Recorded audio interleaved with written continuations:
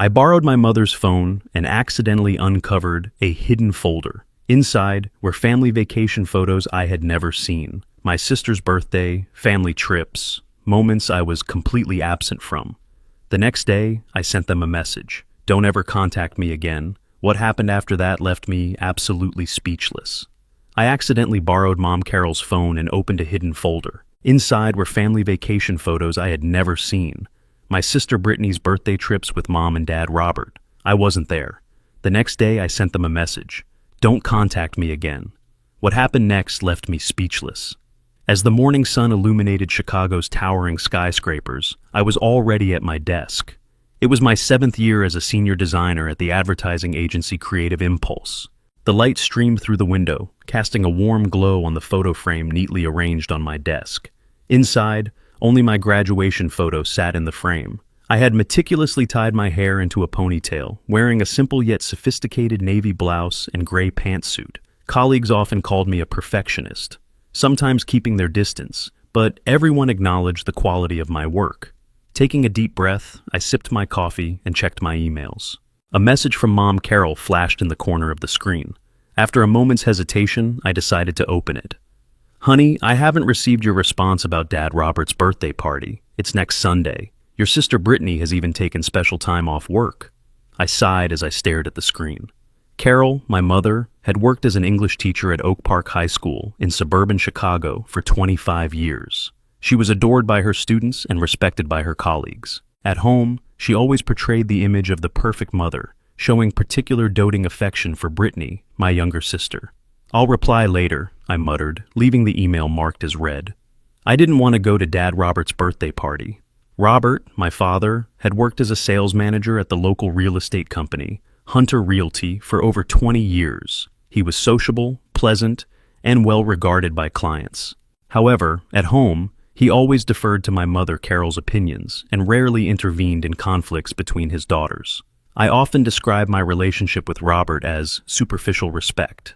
He was proud of my grades and professional successes, but never truly tried to understand me. Instead, Robert's attention was always directed toward Brittany, my sister. Just thinking of that name stirred complex emotions. Brittany worked in the personal banking division at First National Bank, and rumors of her promotion to assistant branch manager had been circulating recently. With long blonde hair and blue eyes, Brittany had been the cheerleading captain in school and still maintained an active social life, going out to parties with friends on weekends.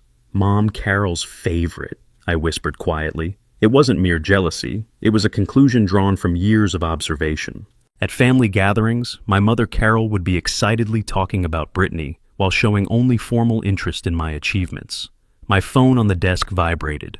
The screen displayed Grandfather William Morrison. My expression softened. It was a call from my maternal grandfather, William Morrison, a former judge and a wealthy man. He might be the only family member I could truly open up to. Good morning, grandfather. I answered the phone with a cheerful voice. Good morning, granddaughter. How are you doing? William Morrison's warm voice resonated through the phone. I'm fine, just busy. How are you? Still not letting the young ones beat me at chess, William laughed, the sound warm and familiar. About Robert's birthday party. You're coming, aren't you? I hesitated for a moment. I haven't decided yet. Work is keeping me busy.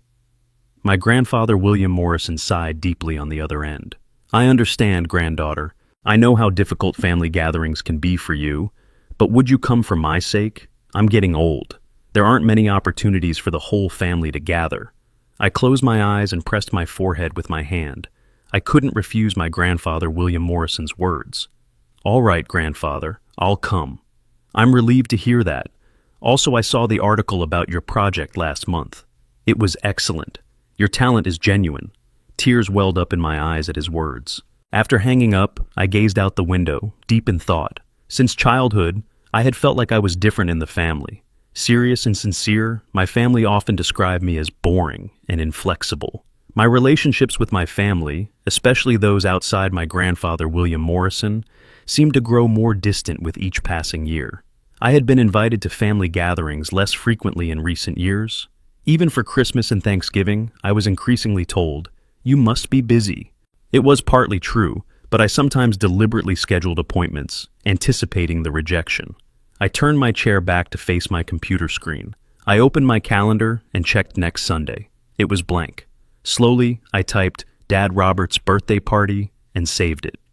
I wonder what excuses I'll hear this time, I muttered as I returned to work. Deep down, I yearned for family bonds while constantly fearing rejection. All I wanted was to be truly accepted as a member of the family. On Saturday afternoon, I stood on the porch of Mom Carol's house, the day before Dad Robert's birthday party.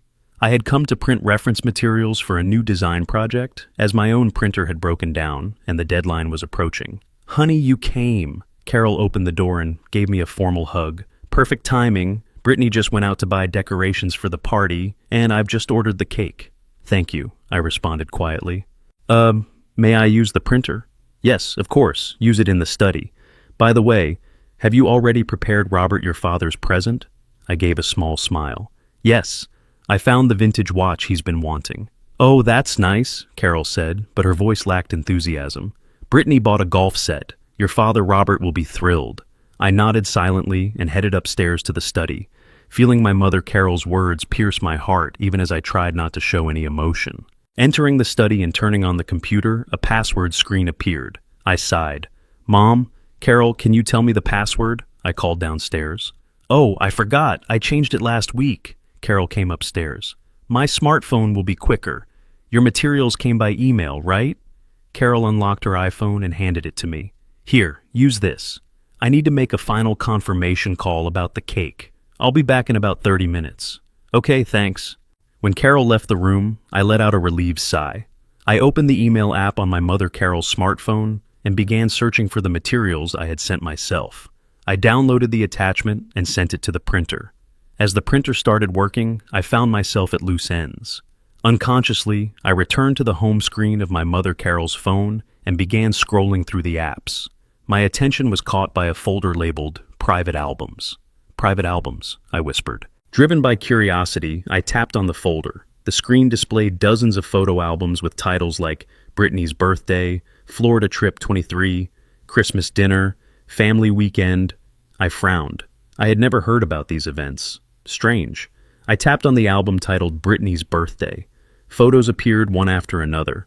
My sister Brittany sitting smiling in front of a birthday cake. Surrounding her were my parents Robert and Carol, friends, and relatives. I gasped.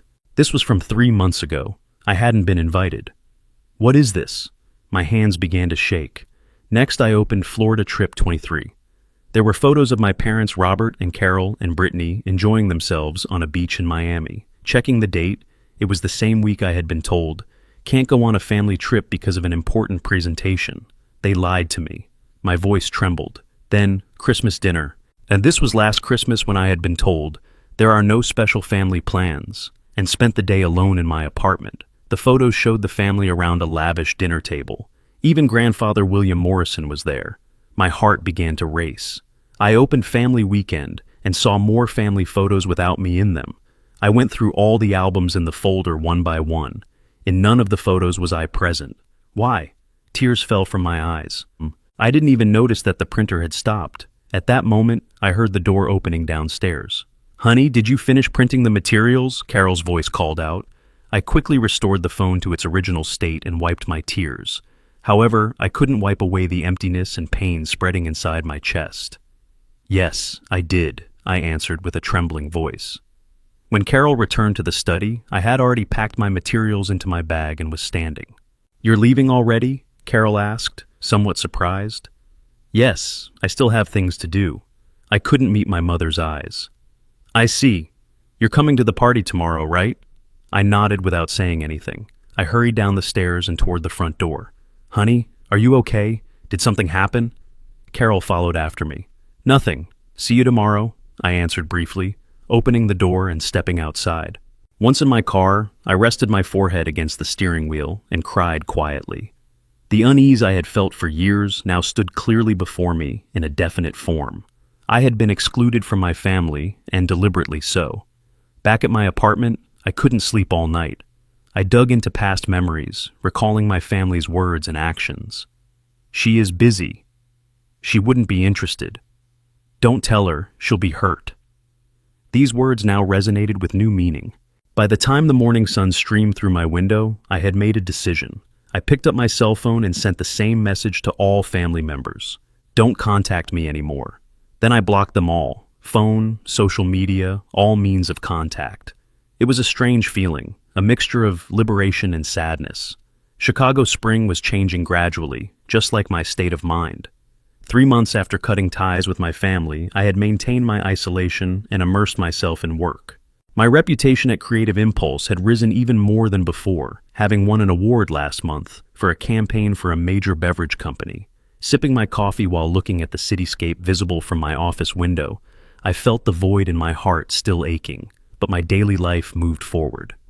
Want to come to a new yoga class with me? My colleague Rachel stopped by my desk.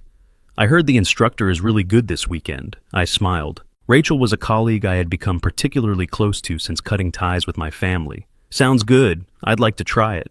My cell phone vibrated. It was a call from an unknown number. Normally I would ignore it, but for some reason I felt compelled to answer. Hello? Honey, it's me. My heart jumped at my grandfather William Morrison's voice. Granddaughter, I'm sorry. I'm calling from a new number. I heard you blocked everyone in the family.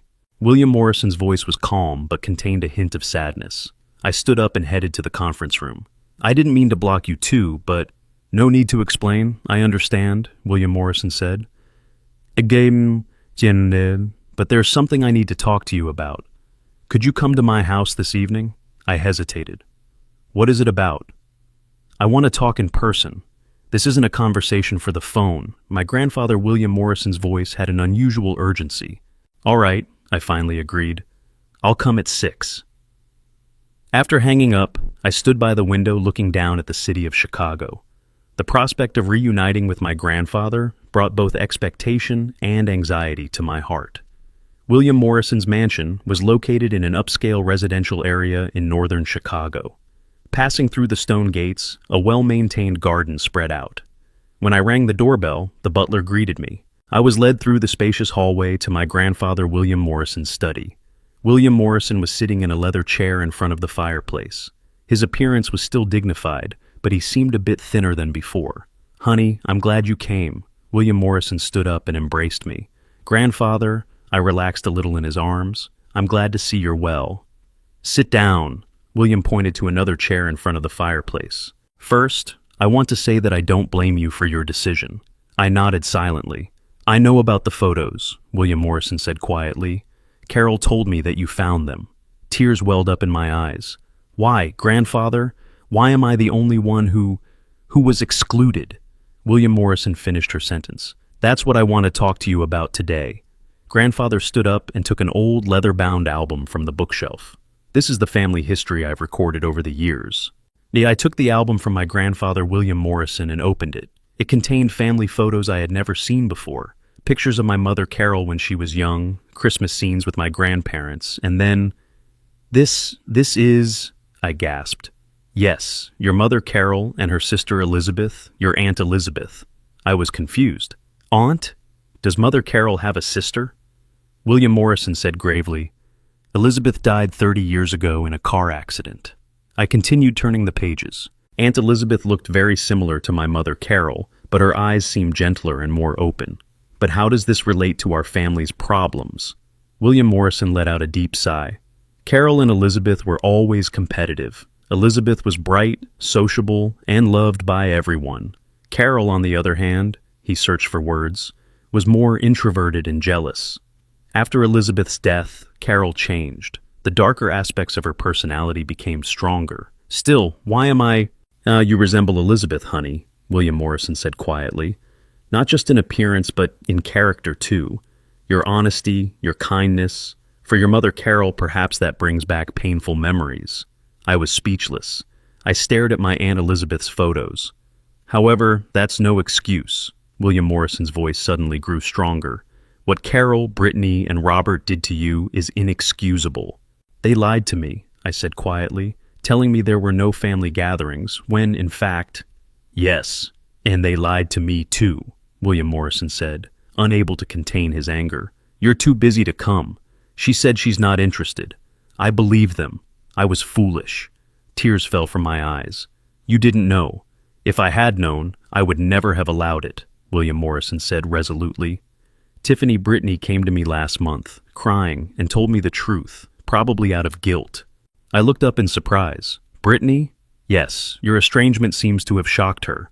She has always done what her mother Carol told her, but this time, her conscience must have troubled her. William Morrison stood up and walked to his desk. Honey, I've made a decision. Next Saturday, I'm holding a special dinner at this house. I'm inviting the entire family. What? But I want you to come. William Morrison looked at me with serious eyes. This is also for your vindication, and I have something to tell everyone, the whole family. I looked at my grandfather with a confused expression. Grandfather, what are you? That's a surprise for the day? William Morrison smiled slightly. I'm proud of you, of your strength and sincerity, and now it's time to demonstrate that to the entire family. I took a deep breath, trying to organize my thoughts. I didn't feel ready to face my family again.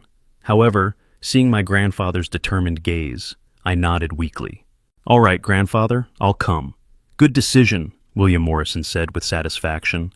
I'll send formal invitations, but the dress code is formal. I want to make it an occasion worthy of celebrating the family reunion. As I was leaving, I turned at the door and asked my grandfather, William Morrison, Grandfather, are you sure about this? You seem to be plotting something. William Morrison smiled. Don't worry, it's just that the time has come for the truth to be revealed. On Saturday evening, I arrived at my grandfather William Morrison's mansion, dressed in a black cocktail dress, feeling a tightness in my stomach from nervousness. I approached the front door. Inside, my family had already gathered. Robert, my father, Carol, my mother, and Brittany, my sister. Their expressions varied. Carol was clearly anxious, Robert confused, and Brittany looked at me with eyes full of guilt. Honey, Robert approached. It's been a while. Yes, it has, I answered briefly, and an awkward silence ensued. At that moment, William Morrison entered the room. He was wearing a black tuxedo and appeared unusually dignified. Everyone, please be seated, William Morrison announced. Tonight is a special dinner. As everyone sat around the dining table, William Morrison picked up his glass. Before making a toast, there's something I want to tell everyone, he stood up and said in a solemn voice. For many years, I have cherished the honor of this family. I have valued honesty and dignity. He looked at me, and tonight I want to reaffirm those values. William Morrison looked around on the table. Carol, Robert, Brittany, his voice sounded cold. I know what you have done to my granddaughter, excluding her from the family, lying, hurting her. Carol's face changed color. Dad, that's... Be quiet! William Morrison's voice was stern. I don't want to hear excuses. These are not the values I taught you. He walked over to me. Honey is the most honest, hardworking, and valuable person in this family. Her success is all the result of her own efforts. Tears welled up in my eyes. William Morrison placed his hand on my shoulder. And tonight I have made a decision, he said, facing the table. I designate my granddaughter as the heir to my fortune and business. A wave of shock ran through the room. Carol gasped. Robert half rose from his chair. Brittany's face turned pale. Dad, what do you mean? Carol asked in a trembling voice. It's clear, William Morrison answered calmly. After my death, the Morrison family fortune and management rights to the real estate business will transfer to her. This is my final decision, and the legal procedures are already complete. I was stunned. I looked up at my grandfather, overwhelmed by his determined expression. Grandfather, this is not a punishment, William Morrison said, addressing the entire family. This is a decision to give the right responsibility to the right person. William Morrison raised his glass to me. My granddaughter and the future of the Morrison family. With trembling hands, I raised my own glass. In the imposing conference room of Morrison Real Estate, I was reviewing newly arrived documents. A week after my grandfather's dinner, I had officially been appointed as a director of the company. Holding a business card with the company logo, it still didn't feel real. The door was knocked, and my grandfather William Morrison entered. Getting adjusted? He asked with a smile. Little by little, I answered honestly. I have a lot to learn about the real estate industry. I believe in your sharp insight and learning ability. William Morrison sat in the chair opposite me. Besides, you already have proven management sense in the advertising industry.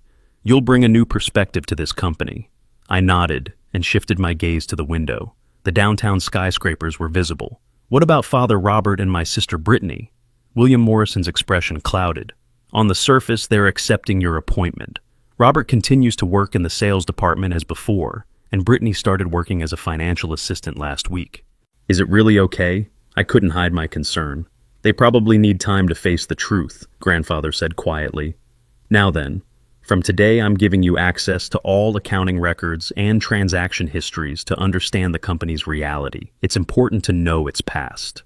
From that day on, I began dividing my time between my job at the advertising agency and managing Morrison Company. My attention to detail and analytical skills quickly began to show results.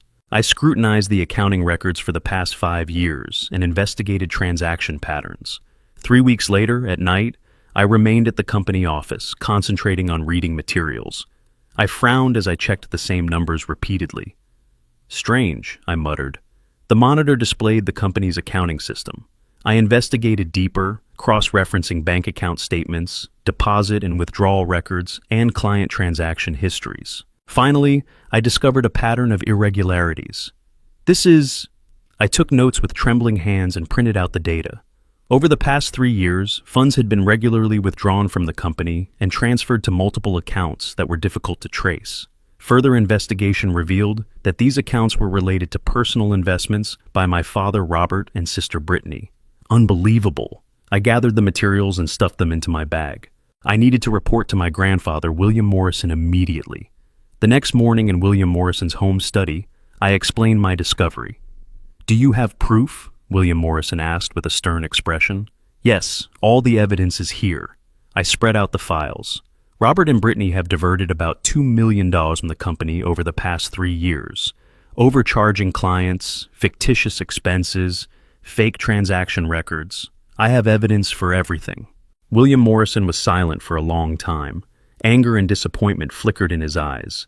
"I was blind," he finally said. "My own daughter Carol and granddaughter Brittany. Such betrayal."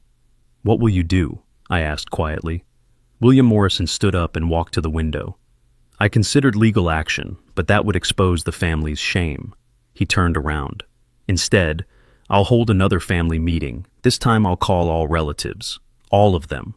You'll call all members of the Morrison and Hunter families, including cousins. About 30 people." William Morrison's voice was filled with determination. "For the honor and future of the family, all truth should be revealed." A week later, William Morrison's mansion was bustling with relatives. For the first time in a while, I sat next to my grandfather, nervous but with a straight back. I looked at my father Robert and sister Brittany sitting on the opposite side of the room. They were clearly anxious. After dinner, William Morrison stood up and clinked his glass. "Dear family members, I've gathered you all here today at this important crossroads for the Morrison family," he said solemnly. "My life is drawing to a close. In the time I have left, I want to secure the future of this family." He beckoned to me. I stood up and stood beside my grandfather. "I formally announce that my granddaughter will be the next president of Morrison Real Estate," William Morrison declared. A murmur arose in the room. "However, before that, there's something I want everyone to know." William Morrison slowly surveyed the room. "Recent investigations have revealed that company funds were misappropriated." The room fell silent. "Robert and Brittany, stand up." William Morrison's voice was firm. My father, Robert, and sister Brittany rose to their feet, trembling. "You have betrayed the trust of the Morrison family," William Morrison said, holding up a file. "Here is the evidence. Evidence that you diverted company funds for private use and falsified records." "Wait, that's a misunderstanding." Robert's voice cracked, his desperation palpable. "You'll have an opportunity to explain," William Morrison said calmly, "but the evidence is clear." Carol stared at her husband Robert and daughter Brittany, her face drained of color. "Is this true?" Her voice trembled. Brittany, with tears in her eyes, couldn't speak. Robert remained silent. "This is my judgment," William Morrison declared, his voice unwavering. "Robert and Brittany are banished from Morrison Company as of today. My granddaughter will take full authority over the company." The room buzzed with shocked whispers. Relatives exchanged looks of surprise. I stood still, savoring the irony of fate. The family that had excluded me was now being excluded by me. There was no joy in my heart, only a quiet conviction that justice was being served. The summer sun in Chicago reflected off the glass windows of Morrison Real Estate's new office building as preparations for the first anniversary celebration continued. I stood by the window, gazing at the city below. Over the past year, my life had changed in ways I could never have imagined. "Everything is ready, President," my secretary Jennifer smiled as she entered the room. I turned around, returning her smile with gratitude. "Thank you. Has Grandfather William Morrison arrived?" "Yes, he's waiting in the lobby. Almost everyone else has gathered too." I took a deep breath and relaxed my shoulders. "Let's go then." As the elevator ascended, I reflected on the past year. After my father Robert and sister Brittany's fraud was exposed, I made the bold decision to resign from Creative Impulse.